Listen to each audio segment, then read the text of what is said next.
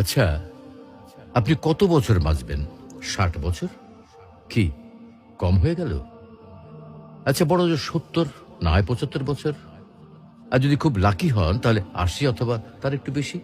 টিকটিক করে কিন্তু সেকেন্ড সময় চলে যাচ্ছে, আর টুক করে হাতে জমে থাকা সব সেকেন্ড শেষ হয়ে যাবে একদিন।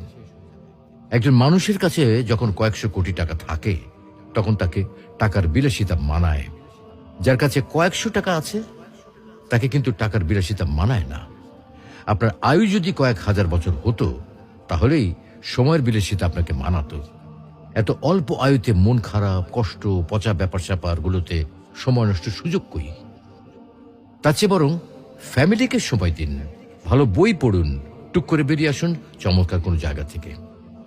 রাত জেগে আকাশ দেখুন, ভোরের সূর্যোদয় দেখুন, সন্ধ্যায় পাখিরা কিভাবে ঘরে ফেরে সেটা দেখুন।